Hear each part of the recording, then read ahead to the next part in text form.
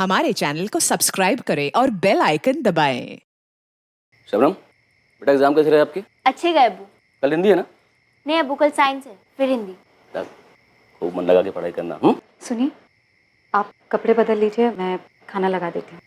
रजिया, मेरा खाना भी लगा दो, मुझे किसी काम से बाहर जाना है। अभी? हाँ, किसी से मिलना है। किससे मिलने जाना है? ऐसे जानता नहीं, अजनबी है, कुछ काम धंधे की बात करना चाहता है। सुनिए, देर मत कीजिए। अल्लाह हाफिज। अल्लाह हाफिज।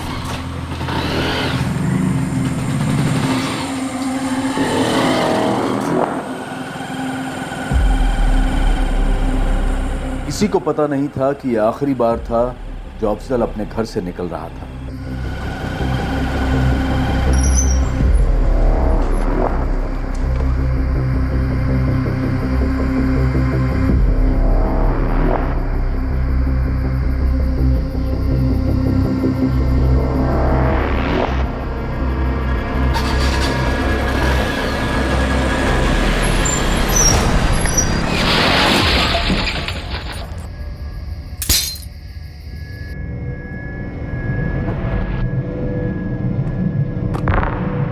अम्मी, मैं सोने जा रही हूँ। सुबह 5 बजे का अलार्म लगा रही हूँ।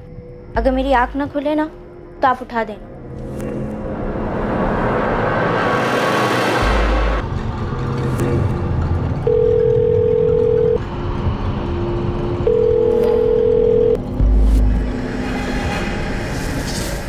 क्या हुआ अम्मी? पता नहीं शबनम, मैं तेरे अब्बू को कब से फोन लगा रही हूँ, फोन नहीं उठा रहे। फोन साइलेंट पे होगा अम्मी। मिस कॉल देख के खुद कर लेंगे अब्बू कॉल। आप इतना परेशान मत हो। साहब, हमने बटुआ चेक किया, लेकिन इसमें कुछ भी ऐसा नहीं मिला जिससे इसकी पहचान हो सके। सर, हो सकता है फोन इसी आदमी का है। जी। फोन लॉक्ड है। अगर कॉलर ने फिर से फोन किया तो पता चलेगा ये आदमी कौन है।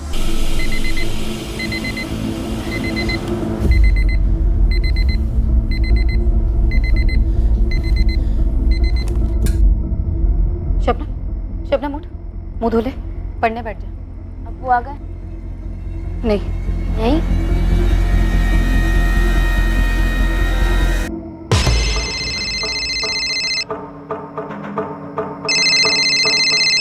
साहब, कोई रजिया है?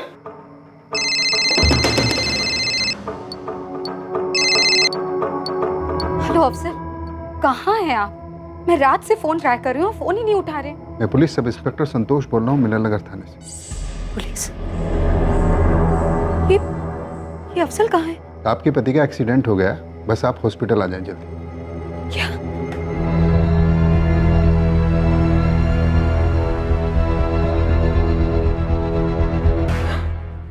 मेरे शौहर अफजल टेलर थे, अपनी दुकान है उनकी। आपके शौहर जबलपुर बाईपास रोड पर क्या कर रहे थे? मुझे नहीं पता साहब। कल शाम में अफजल घर आए, खाना खाया और फिर बाहर चले गए। बस इतना ही कहा कि ऐसे जानता नहीं, अजनबी है, कुछ काम धंधे की बात करना चाहता है। हमने अभी हिट एंड रन का केस रजिस्टर किया है। ये कुछ सामान है उनका जो उनकी बॉडी से मिला है।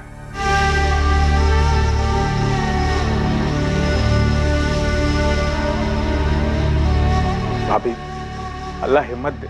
मेरा और अफजल का बचपन का साथ था। भाभी, आपको कभी भी किसी चीज की जरूरत हो तो मुझे फोन कीजिए।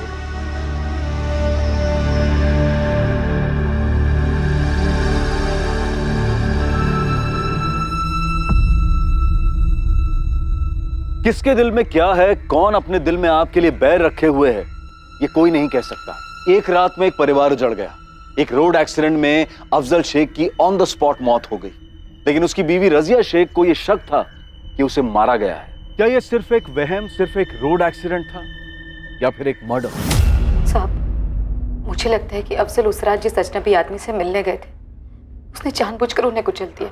लेकिन अभी तो एक्सीडेंट ही लग रहा है। पोस्टमार्टम में कुछ आया नहीं। जहाँ एक्सीडेंट हुआ वहाँ सीसीटीवी नहीं था, पर किसी ने कुछ देखा नहीं, कुछ बताया नहीं। आपका कहना है वो अजनबी था, पहली बार मिलना था। आपके पति के कॉल रिकॉर्ड्स में भी कुछ नहीं मिला, तो भला अजनबी ऐसा क्यों करेगा? साहब, ये आप पता लगाइए। मेरे पति की किसी से कोई दुश्मनी नहीं थी।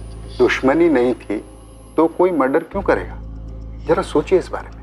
कत्ल ना सही, एक्सीडेंट तो है, और मैं चाहती हूँ कि ये जिस किसी ने भी किया है उसे कड़ी से कड़ी सजा मिले।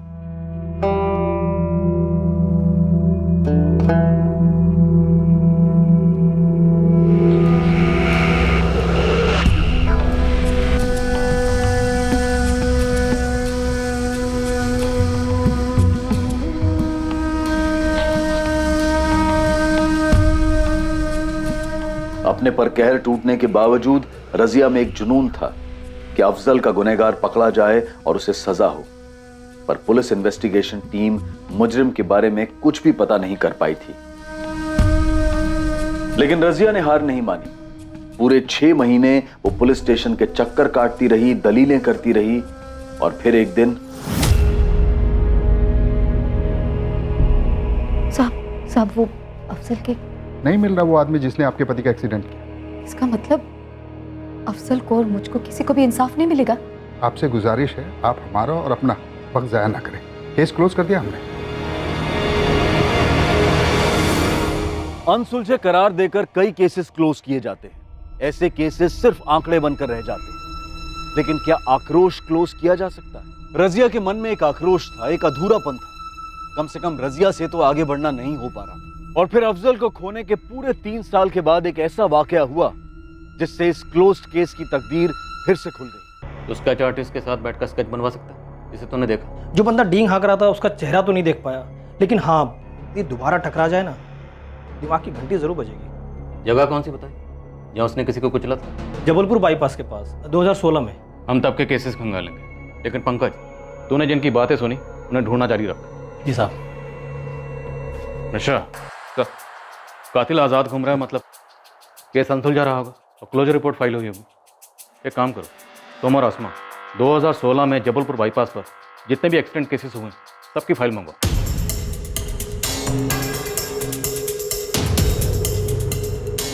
सर, जनवरी 2016 से दिसंबर 2016 जबलपुर बाईपास रोड के सारे एक्सीडेंट केसेस हैं। स्टडी करते हैं। खबरी द्वारा दी गई इस टिप ने एक खोज की शुरुआत की। उस अनसुलझे एक्सीडेंट केस फाइल की खोज, जिसकी क्लोजर रिपोर्ट 3 साल पहले ही फाइल हो चुकी थी। बहरहाल नियति इस केस को दोबारा खोलने पर तुली थी। सर, पंकज की टिप से मैच होते हुए 2 केसेस मिले हैं। पहला केस एक अज्ञात औरत का है। वो जबलपुर बाईपास रोड के पास मरी हुई मिली थी, लेकिन उसकी कभी पहचान नहीं हो पाई। दूसरे केस में पहचान हो पाई सर। कोई अफजल शेख था 2 व्हीलर पर। हिट एंड रन का केस रजिस्टर हुआ था पर कभी सॉल्व नहीं हुआ। क्लोजर रिपोर्ट फाइल की गई। गुड। और एक बात सर, इस अफजल की पत्नी रजिया शेख ने स्टेटमेंट दिया है कि अफजल उस रात को किसी अजनबी से मिलने के लिए जा रहा था। उसने कहा सर कि उसे भी शक है कि एक्सीडेंट का केस नहीं है, किसने मर्डर किया उसके पति का। लगता है वही केस है। इस रजिया शेख को ट्रेस करो। अरमान रुक, टिफिन रखने दे। अब्बू लेट हो रहा है। हाँ बेटा आया। चलो। सुनिए, आपका भी टिफिन रेडी है, ले जाए। हाँ ठीक है। अच्छा सुनो, बाजार से कुछ लाना? नहीं, कुछ नहीं लाना है। अब्बू चलिए। हाँ, आप लोग जाए। बाय बाय अम्मी। बाय बेटा।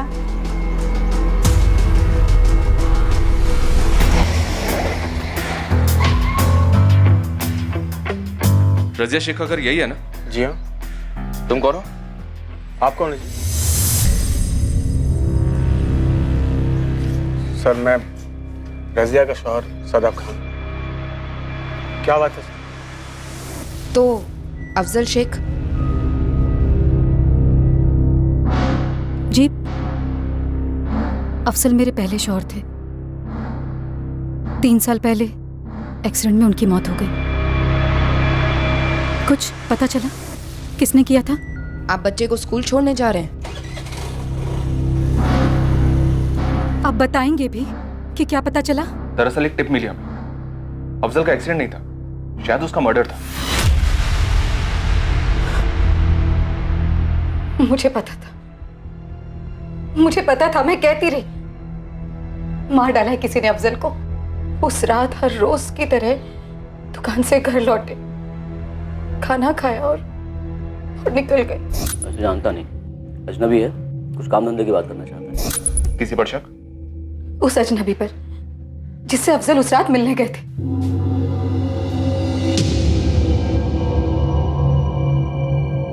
शादाब, आप करते क्या हैं? सर वो मेरी स्टेशनरी की दुकान है। आप दोनों कैसे मिले? हम पड़ोसी थे।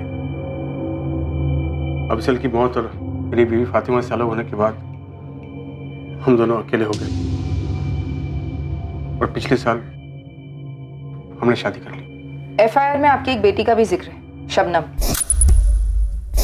तब वो 10वीं में थी, अभी कहाँ कॉलेज गई है? शबनम हमारी शादी के खिलाफ थी तो उसने एक घर छोड़ दिया, खुद से रहती। मैंने रोका था शबनम को, शादाब ने भी रोकने की कोशिश की थी, लेकिन शबनम ने एक नहीं सुनी हमारी। अभी कहाँ रहती हो? जी यहीं जबलपुर में एक प्राइवेट ऑफिस में अकाउंट असिस्टेंट के तौर पे काम करती है। शबनम का घर का एड्रेस, ऑफिस एड्रेस, उसका मोबाइल नंबर लिख दीजिए।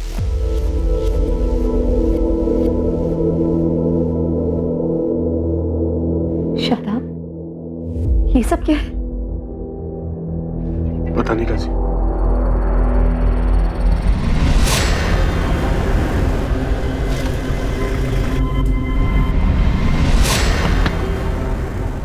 जी शबनम शेख, अफजल शेख की बेटी।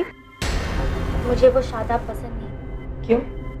कुछ किया है उसने तुम्हारे साथ? नहीं, ऐसा कुछ नहीं। हम तुम्हारी अब्बू का एक्सीडेंट केस फिर से ओपन कर रहे हैं। हमें शक है कि उनका एक्सीडेंट नहीं हुआ था, कत्ल हुआ था। कत्ल? हाँ शबनम, लेकिन इस वक्त हमें यह भी शक हो रहा है कि तुम कुछ जानती हो जो हमें बता नहीं रही, कुछ तो छुपा रही। मुझे कुछ नहीं पता, मैं कुछ छुपा नहीं रही हूँ, मुझे बस सुनकर शौक हो गया। लेकिन हमारे बताने के पहले से तुम हमें शॉक्ड लग रही थी।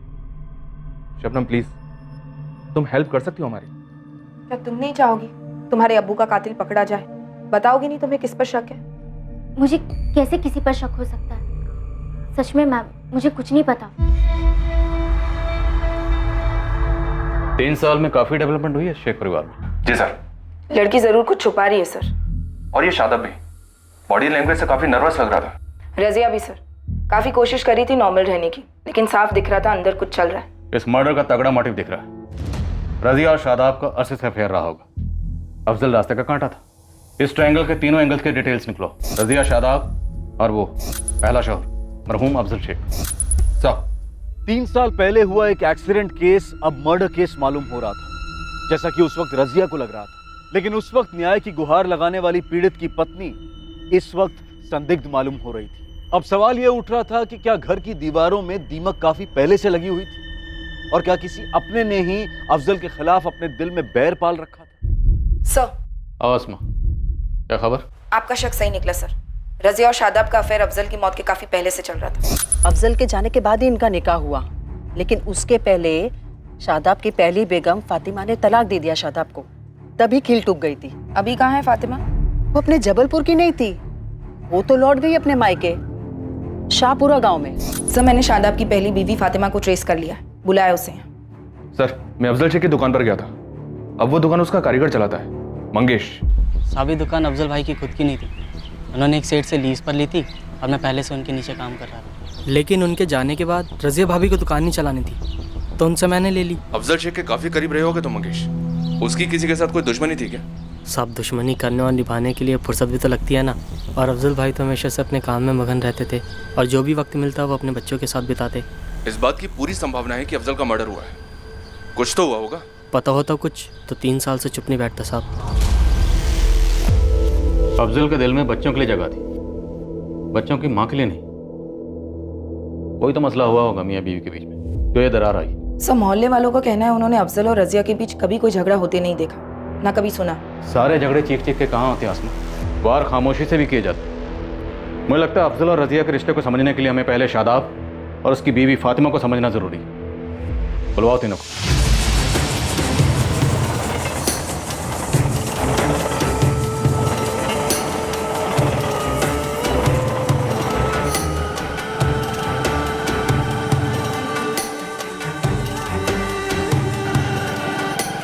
शादाब और मेरी शादी हमारे घर वालों ने तय की थी, अरेंज्ड कहते हैं जिसे। पहले 2 साल जब तक हम बच्चे के लिए कोशिश कर रहे थे, शादाब मुझसे बहुत प्यार करता था, लेकिन जैसे जैसे डॉक्टर जवाब देते गए शादाब बदल गया, या यूं कहिए कि उसने अपना असली चेहरा दिखाना शुरू कर दिया। ये डॉक्टर ने इंदौर वाले स्पेशलिस्ट का नंबर दिया है। ये इस डॉक्टर का नाम भी पहले वाले डॉक्टर ने दिया था और उस डॉक्टर का नाम भी किसी न किसी ने दिया था। सभी दूसरे डॉक्टर का नाम ही दे रहे हैं और हम पानी की तरह पैसा बहा रहे हैं, लेकिन हमको बच्चा को नहीं दे रहा। अल्लाह ना करे, अभी अभी हमारी उम्र ही क्या है? हाँ, आप ऐसे उम्मीद मत खोइए, हम और एक बार कोशिश करेंगे ना। फातिमा, आज के बाद इस घर में बच्चे का जिक्र तक नहीं होगा। मैं एक बार और कोशिश कर हार का मुंह नहीं देखना चाहता। खुदा के वास्ते मुझे थोड़ा सुकून दे दो बस। एक तो बच्चा नहीं होने का टेंशन था और दूसरी तरफ मेरा बिजनेस भी डाउन था, काफी डाउन था। इसलिए मैंने बच्चे के बारे में सोचना ही बंद कर दिया। फातिमा से टोटल दूर हो गया। और रजिया के करीब हो गए, अफेयर शुरू हुआ उसके साथ? शुरुआत दोस्ती से, हमदर्दी से ही सर। फातिमा, तुम मेरे घर जाओ और शबनम का होमवर्क चेक करो। मुझे शादाब से ज़रूरी बात करनी है। क्या क्या कहना आपको? इंदौर के डॉक्टर से एक बार बात क्यों नहीं कर लेते तुम? शादाब, देखिए फातिमा कितनी कोशिशें कर रही है। अगर अल्लाह में आने चाहिए। अल्लाह में आप फैसला कर चुके हैं रज़िया। जबलपुर के सबसे बड़े डॉक्टर जोशी मुझे बोल चुके हैं, दुनिया इधर की उधर हो जाए लेकिन फातिमा मां नहीं बन पाएगी। या अल्लाह, तुमने ये बात फातिमा को बताई है? बताई है, घुमा फिरा कर, साफ लफ्जों में नहीं बताई कि वो कभी मां नहीं बन सकती। मेरी हिम्मत नहीं होती उसे बताने की। और आप भी खुदा के वास्ते उसे कुछ मत बताना, वरना वो खुद को मेरी गुनहगार समझेगी, कर बैठेगी। प्लीज मैं जानबूझकर उसे तीखी बात करता हूं ताकि वो मुझसे कुछ उम्मीद न रखे, क्योंकि अब कोई दवा फातिमा को मां बना नहीं सकती और मैं कभी बाप नहीं बन पाऊंगा। ये दर्द मुझे रात दिन खाता है, किससे कहूं मैं? क्या करूं मैं?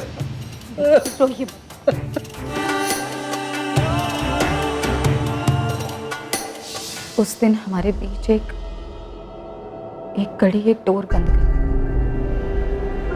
दोस्ती और हमदर्दी के परे। उसके बाद क्या हुआ? हम मिलने लगे, पहले पहले मोहल्ले के बाहर। और तुम्हें भनक कब लगी?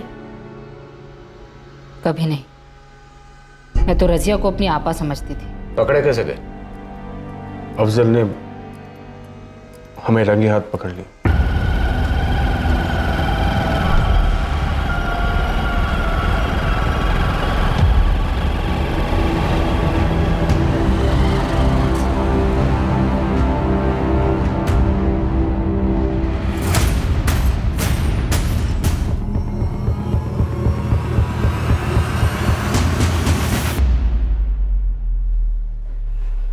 अफसल, आप आज जल्दी आ गए? देर हो गई, लेकिन तुम कहां से कहां पहुंच गए रज़िया? अफसल, आप क्या बोल रहे हैं? मेरी कुछ समझ में नहीं आ रही। शादाब को फोन मिलाओ और बुलाओ उसे यहाँ। शादाब को? लेकिन क्यों? क्यों? रज़िया, ये सवाल अपने आप से पूछो, क्यों? शादाब को फोन कर और बुलाओ उसे यहाँ।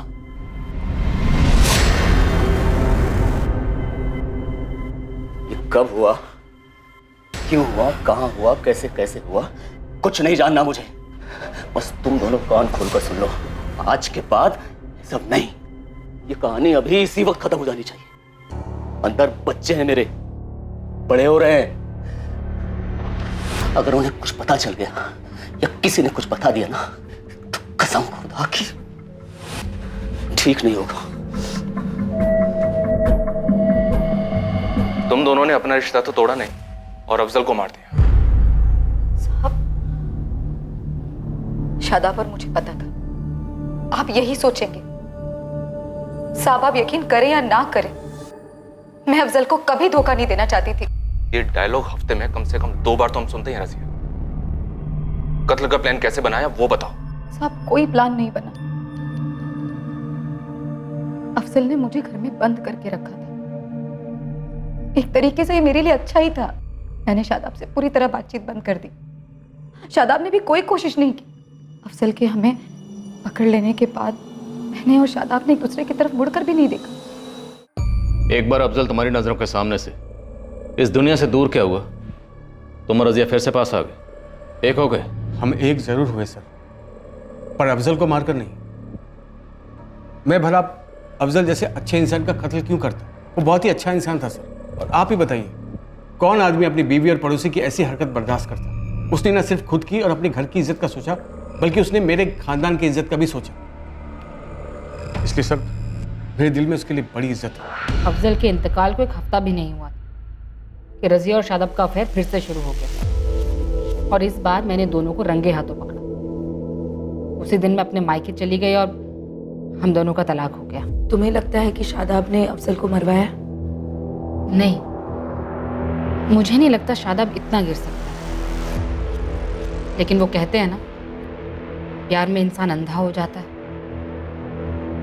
क्या पता इंसानियत भी अंधी हो जाती होगी। अफजल, शादाब और रजिया के बारे में पुलिस ने हर मुमकिन हर छोटी से छोटी जानकारी हासिल की, पर कहीं भी वो कड़ी नहीं मिल पा रही थी जो शादाब और रजिया को अफजल के कत्ल से जोड़े। एक खबरी की टिप से एक अनसुलझे एक्सीडेंट केस को फिर से खोला गया, लेकिन पुलिस के हाथ कुछ नहीं लग रहा था। क्या ये अनसुलझा केस अनसुलझा ही रहने वाला था, या फिर पुलिस के हाथ कोई ऐसा सुराग लगने वाला था जो इस केस को नई दिशा देता?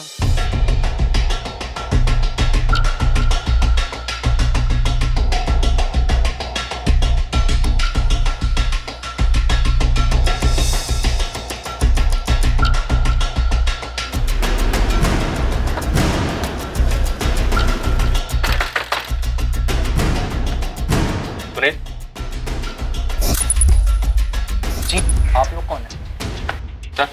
अरे आप लोग कौन है और मुझे लेकर कहाँ जा रहे हैं? Police station. अरे सर मैंने किया क्या है? चलो से अंदर। साहब एक बार तो बताइए कि मैटर क्या है? मैटर मर्डर का, जो 3 साल पहले हुआ जबलपुर बाईपास रोड पर। गाड़ी से कुचलकर मार डाला, और मारा तुम्हारे दोस्त ने, जो 1 महीना पहले मस्तानी बार में डींगे हाँक रहा था। नाम बोल उसका, बोल। खामोश रहेगा तो खाल उधड़ेगी। शुरू हो जा, बोल। बोलता हूँ सर। बोल बोल, नाम बोल उसका। धर्मेंद्र नाम है उसका, खुद की टैक्सी है, यहीं बहादुर नगर में रहता है सर। बहादुर नगर? सर बहादुर नगर में तो शादाब की स्टेशनरी की दुकान है। ये धर्मेंद्र को अफजल की सुपारी किसने दी थी? माँ कसम खा के कह रहा हूँ, मुझे कुछ नहीं मालूम। धर्मेंद्र ने मुझे आगे कुछ नहीं बताया था। ये धर्मेंद्र इस वक्त कहाँ होगा? घर पर होगा साहब। फोन में ला से, और बोल अभी के अभी तो उसको मिलने उसके घर पर आ रहा है।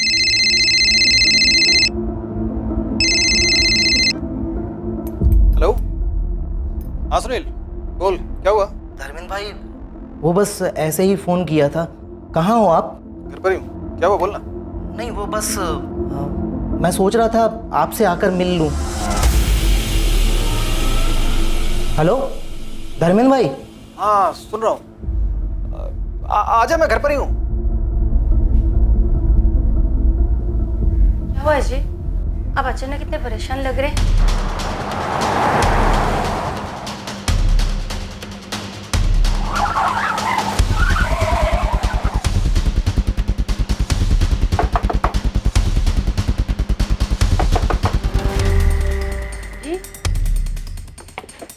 कौन है आप लोग? ऐसे कैसे?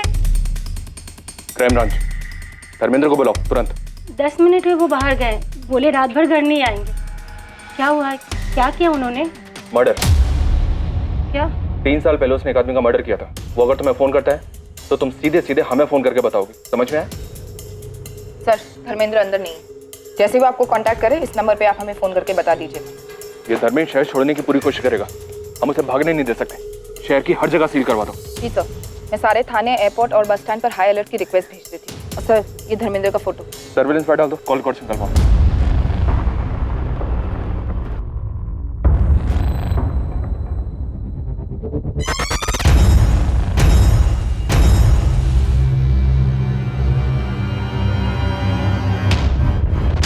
बेड़ा कर खलील भाई, लगता है पुलिस वाले अफजल का केस फिर से खोल रहे हैं। क्या?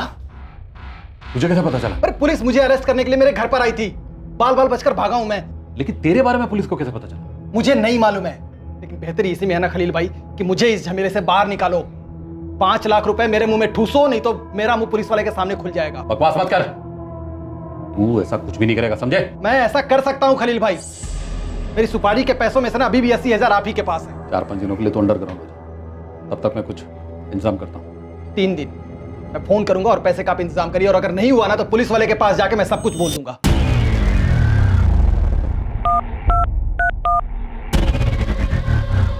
हेलो, खलील बोल रहा हूँ। हाँ, क्या हो रहा खलील? पुलिस अफजल का केस दोबारा खुलवा रही है। धर्मेंद्र को उठाने के लिए उसके घर गई थी, लेकिन वो बच के निकल गया। ये कब हुआ? और पुलिस वालों को धर्मेंद्र के बारे में कैसे पता चला? मुझे कुछ नहीं पता। धर्मेंद्र 3 दिन के लिए अंडरग्राउंड होने को तैयार हो गया, लेकिन बदले में वो 5 लाख रुपए मांग रहा है। अगर पैसे नहीं मिले तो पुलिस के सामने जाकर अपना मुंह खोल देगा। पुलिस मुझ तक भी पहुंच सकती है। खलील, पुलिस तुम तक पहुंचनी तो पहुंचने दो, तुम्हें पता है ना कि क्या करना है। और धर्मेंद्र को कहो कि अंडरग्राउंड रहे, जब तक उसे कहा ना जाए बाहर ना निकले, समझे? सर कॉल रिकॉर्ड्स के हिसाब से इस धर्मेंद्र की फोन पर सबसे ज्यादा बात खलील इब्राहिम के साथ हुई है। ये खलील ट्रैवल एजेंसी का मालिक है। तुरंत उठाओ। सर।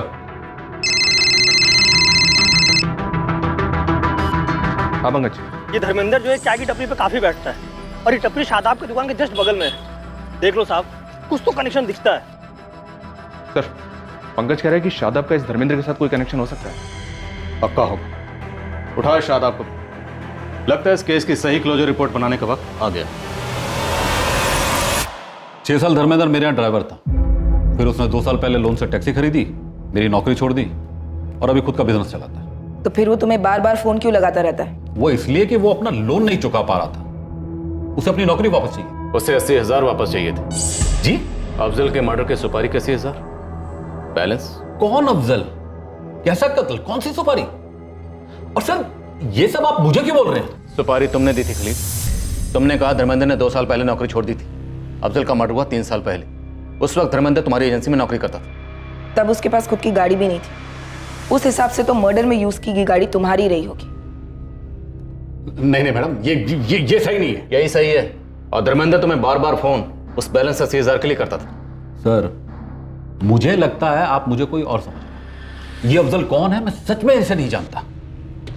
देखिए आपने जो जो सवाल किए मैंने उसका सही ईमानदारी से जवाब दिया। अब इसके आगे मैं कुछ नहीं कहना चाहता। तो बस इतना कहूंगा कि आप लोग मुझ पर बेबुनियाद इल्जाम लगा रहे हैं। ठीक है, जाओ जाओ। हाँ जाओ।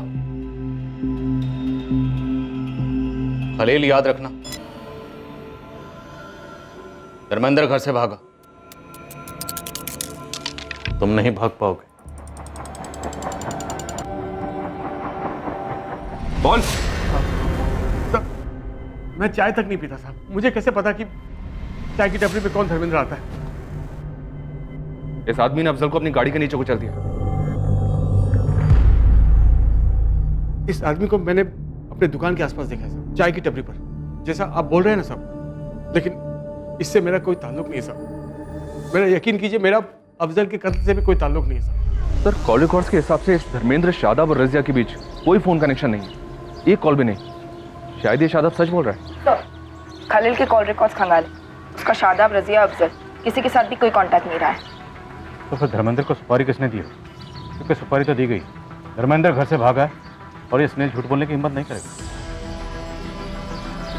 ये अफजल शेख कहाँ का रहने वाला? सर जब उसकी पड़ोसी से बात हो रही थी तो वो बोली सरूनी गांव को बिलोंग करता है।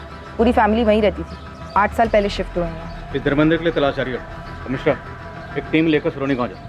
देखते हैं कि अफजल शेख की मौत के सुराग के गांव में तो नहीं छुपे।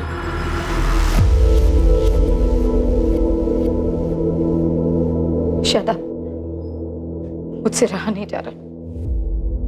मुझे आपसे कुछ पूछना है। क्या पूछना? क्या आपने अफजल को मरवाया है? क्या तुम्हें वाकई में ऐसा लगता है कि अफजल का कत्ल मैंने करना है? मेरी आंखों में आंखें डालकर अपना सवाल पूछो रजी। मेरी तरफ देखो। क्या ये आंखें खूनी की लगती है? अफजल के खूनी की? मैंने किसी को सुपारी वाली नहीं दी रजी।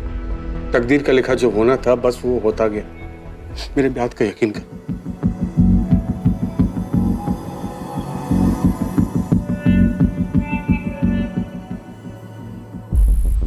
ये ज़मीन जिस पर मैं खेती कर रहा हूँ ये दरअसल अफजल भाई की ही है।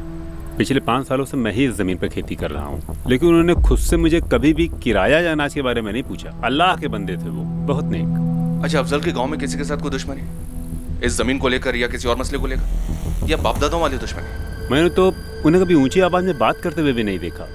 अच्छा, इस गांव में अफजल का कोई दोस्त है क्या, कोई खास? जी हाँ, माजिद।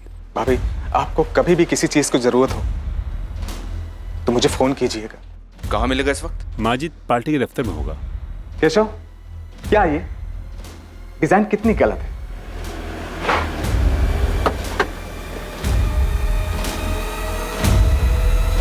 सुनिए जी, कहिए। माजिद सिद्दीकी। हाँ, मैं ही हूँ। आप कौन? अफजल जैसा दोस्त नहीं था, बहुत याद आती है सर। साथ ही पढ़ाई की, साथ ही बड़े हुए थे। यहाँ गांव में अफजल का किसी के साथ कोई झगड़ा, कोई पुरानी दुश्मनी? सर, अभी तक तो आपको गांव वालों से मालूम पड़ ही गया होगा। मेरा दोस्त बहुत शरीफ बंदा था, लेकिन जबलपुर में कुछ हुआ हो तो वो मुझे नहीं पता। रजिया के बारे में जानते हो तुम? अफजल की मौत के बाद मैंने रजिया भाभी को फोन किया था। हेलो, अस्सलाम वालेकुम। वालेकुम सलाम। आप कौन बोल रहे हैं? जी, मैं सदा बोल रहा हूँ। ये नंबर तो रजिया भाभी का है ना? जी हाँ, मैं रजिया के शौहर। ओह, रजिया भाभी ने शादी कर ली? मैं आपको बाद में फोन करता हूँ। बस मलाल इस बात का है कि ये फोन रजिया भाभी की तरफ से नहीं आया, पर ठीक है, अल्लाह की यही मर्जी। चलो, इसी बहाने कम से कम शबनम अरमान को बाप का साया तो मिला। लेकिन बेटी शबनम रजिया और शादाब के साथ नहीं रहती। इस बारे में तो मुझे मालूम ही नहीं। क्या अफजल ने आपको कभी रजिया और शादाब के नाजायज रिश्ते के बारे में बताया? नहीं सर, उसने कभी नहीं बताया। पर अभी तो आपने कहा कि अफजल आपका जिगरी दोस्त था।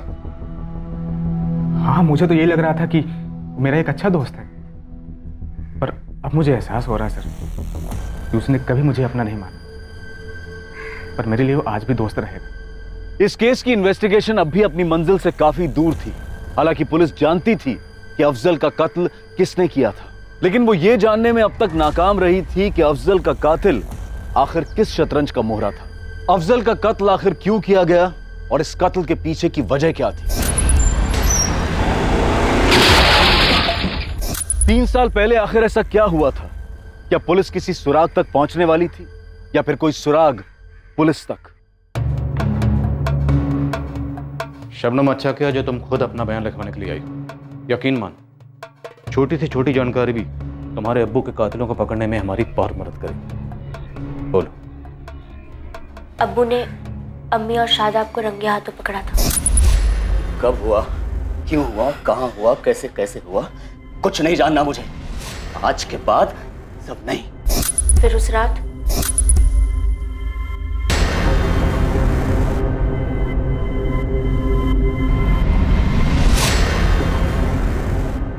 अब्बू को ऐसे रोते हुए मैंने कभी नहीं देखा था। वो इतना प्यार करते थे अम्मी से, और अम्मी ने क्या किया?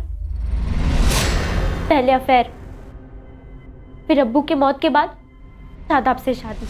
अम्मी और शादाब को खुश देखा, और उनकी खुशी मुझसे देखी नहीं जाती थी, क्योंकि मुझे लगता है उन्होंने ही अब्बू को हटाया अपने रास्ते से। तुम्हें लगता है कि? मैं यकीन के साथ तो नहीं कह सकती, ये मेरी सोच है, लेकिन अब्बू की मौत की सच्चाई मैं नहीं जानती।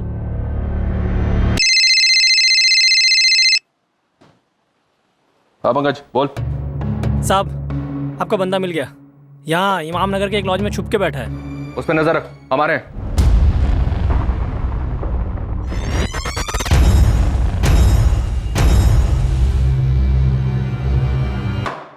पहले बोल, सुपारी किसने दी? मेरे मालिक खलील इब्राहिम ने। अफजल शेख नाम है इसका, गाड़ी से उड़ाना, एक्सीडेंट लगना चाहिए। एडवांस 20,000, बाकी के 80,000 काम होने के बाद। मैं उससे मिलने उसके दुकान पर गया था, दर्जी की दुकान पर। मंगेश, दुकान संभालने में खाना खा के आता हूँ। अफजल भाई, अब सलाम। सलाम। माफ कीजिए, मैंने आपको पहचाना नहीं। जी, दरअसल मेरा नाम बाला है। आपकी कारीगरी की बहुत तारीफ है, इसलिए मिलने चला। वो क्या है ना कि मैं एक छोटा सा गारमेंट का बिजनेस शुरू कर रहा हूँ, और मुझे एक काबिल साथी की ज़रूरत है जो मेरे बिजनेस को संभाल पाए। कहीं बैठ के बात करेंगे? भाई साहब, क्या है कि वो मैं भी खाना खाने घर जा रहा था, उसके बाद एक अर्जेंट डिलीवरी है, शाम को मिले। शाम को तो मेरी 4-6 मीटिंग्स हैं, लेट हो जाएगा। अंधेर रात को 10 बजे मिलेंगे क्या? रात को 10 बजे बहुत लेट नहीं हो जाएगा? प्रॉब्लम है? नहीं प्रॉब्लम नहीं है कोई। हाँ तो फिर ठीक है ना, अपना वो जबलपुर बाईपास के पास जो फर्स्ट एग्जिट है ना, वहीं पर मिलते हैं रात को 10 बजे। चलिए ठीक है, फिर 10 बजे मिलते हैं वहीं बाईपास।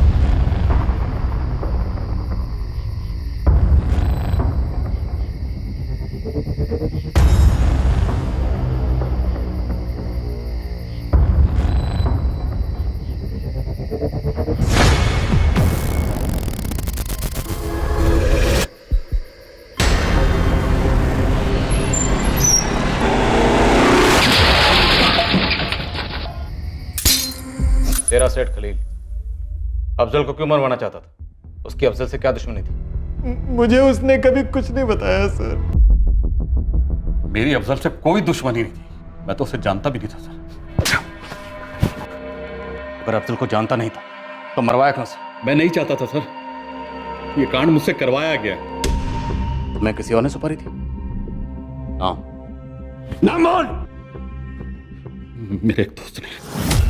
कौन दोस्त? एक छोटे लेवल का पॉलिटिशियन है सर, सरोनी गांव का, माजिद सिद्दीकी।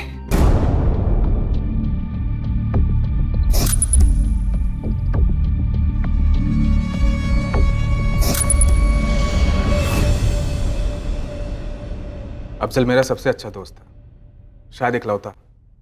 लंगोटिया यार थे सर, हम सब कुछ साथ में करते थे। हमने गांव में किराने की दुकान भी खोली, हमारा धंधा चल निकला। अफजल एक दिन बोला कि वो ज़िंदगी में कुछ बड़ा करना चाहता है, तो 2011 में वो जबलपुर के लिए चला गया पार्टनरशिप तोड़ के। बिजनेस टूटा, लेकिन हमारी दोस्ती फिर भी कायम थी सर। गांव वाले मिसालें दिया करते थे हमारी दोस्ती की। जबलपुर जाने के बाद भी हम लोग टच में तो थे, लेकिन पहले जैसे नहीं। वाकई अफजल मेरी हिम्मत था सर। अगर अफजल तुम्हारी हिम्मत था तो उसे मरवाया क्यों? रज़ी ने कहा था उसे मरवाने के लिए? नहीं। इलेक्शन जोक लग रहा तुझे? तू राजवीर सिंह जी के खिलाफ पंचायत का चुनाव लड़ना चाहता है। पूरा गांव राजवीर जी को वोट करेगा, तेरे अम्मी अब्बू, मेरे अम्मी अब्बू, सभी। मतलब तुझे सिर्फ एक वोट मिलेगा, वो भी तेरा। मतलब तेरा भी वोट नहीं मिलेगा मुझे? यही दोस्ती है तेरी? अरे यार अब तू देख ड्रामा कर रहा है खाम का। अफजल, क्या जिंदगी में तू ही सिर्फ आगे बढ़ सकता है, मैं नहीं? देखना, इस पूरे इलाके में मेरे नाम का डंका बजेगा। कुछ करके दिखाऊंगा यार। हाँ भाई दिखा लेना यार। मैं पेड़ पर चढ़ने की कोशिश कर रहा हूँ, तू डाली पकड़ेगा तो मैं गिरूंगा नहीं। देख माजिद यार, मुझे इन सब में मत घसीट। और तुम इलेक्शन हार गए। सर मुझे इलेक्शन हारने का कोई गम नहीं, लेकिन कुछ ऐसा हुआ जिससे मेरा फ्यूज उड़ गया। और माजिद काम में दामाद के पैसे भी जब्त करवा दिए। अरे मैंने कहा था कोई वोट करने वाला नहीं है, यहाँ तक कि मेरे घर वालों ने भी राजू जी को वोट दिया है। छोड़ ना यार, वो तो मैं अगली बार जीत जाऊंगा। लेकिन ये बता बे कि तूने वोट दिया कि नहीं? देख यार सही बताऊं तो नहीं दिया। क्यों? क्यों नहीं दिया? यार बुरा मत मानना, एक पुरानी कहावत है, किसी गधे को अगर नदी किनारे छोड़ दिया जाए तो पानी तो खुद पी लेगा, लेकिन कभी घोड़ा नहीं बन सकता। खंजर की तरह चुप गई थी अफजल की बात मेरे दिल में। मेरे लिए इतना बैर, ये बात अटक गई थी मेरे जहन में। मैंने इतना गुस्सा, इतनी नफरत किसी से नहीं की थी जितना मैं अफजल से करने लगा था। मुझे बदला चाहिए था सर। ये बदला तुमने 1 लाख में खरीदा खलील से, जिसे 20,000 में दिलवाया धर्मेंद्र से। माजिद, जो दोस्त मुंह पर सच बोल दे उसके दिल में बैर नहीं होता। बैर अफजल के दिल में नहीं था, बैर तुमने पाल रखा था अपने दिल में अफजल के लिए। माजिद सिद्दीकी को आईपीसी की धारा 302 के तहत गिरफ्तार कर लिया गया है। साथ ही खलील इब्राहिम और धर्मेंद्र कुमार को भी आईपीसी की धारा 302 के तहत गिरफ्तार किया गया है। इस कत्ल की वजह से रजिया का परिवार बिखर गया था और फिर संभला तो पहले जैसा कभी ना हो पाया। एक बेटी ने अपने अजीज अब्बू को खोया जिसकी वो दुनिया में सबसे ज्यादा इज्जत करती थी, और दूसरी तरफ पुलिस के खबरी पंकज को खास इज्जत बख्शी गई क्योंकि उसकी एक ब्लाइंड टिप के आधार पर पुलिस एक ऐसा केस क्रैक कर पाई जो 3 साल पहले अनसुलझा करार दे दिया गया था और उसकी क्लोजर रिपोर्ट फाइल कर दी गई थी। खून का रिश्ता हो या फिर दोस्ती का, सामने वाले के जज्बात और प्रतिक्रिया को नजरअंदाज करना महंगा पड़ सकता है। सालों से अंदर ही अंदर उबल रही रंजिश किसी एक हरकत या चंद शब्दों की वजह से उमड़ पड़ती है और उस नफरत के शिकार होने वाले को याद तक नहीं रहता है कि उसने किसी को ठेस पहुंचाई थी, जैसा कि इस केस में अफजल शेख के साथ हुआ। क्या अफजल के कत्ल की वजह सिर्फ एक राजनीतिक मतभेद था, या फिर बचपन से ही माजिद ने अपने दिल में अफजल को एक प्रतिद्वंदी ज्यादा और दोस्त कम समझा? शायद माजिद को भी अंदाजा नहीं था कि उसके मन में क्या उमड़ रहा है, लेकिन जुर्म करने की कोई भी वजह उचित नहीं होती। ऐसी किसी भी प्रतिक्रिया से सतर्क रहना चाहिए। अगर मन में ऐसे ख्याल आते हैं या घर करने लगते हैं तो समझदारी से आगे बढ़ने में ही हमारी और हमसे जुड़े लोगों की भलाई है। अब मैं अनूप सोनी आपसे विदा लेता हूं, फिर मुलाकात होगी एक और नए केस के साथ। और याद रखें, क्राइम और आपके बीच में सिर्फ इतना फर्क है कि आप कितने सतर्क हैं। सतर्क रहें, सुरक्षित रहें। जय हिंद।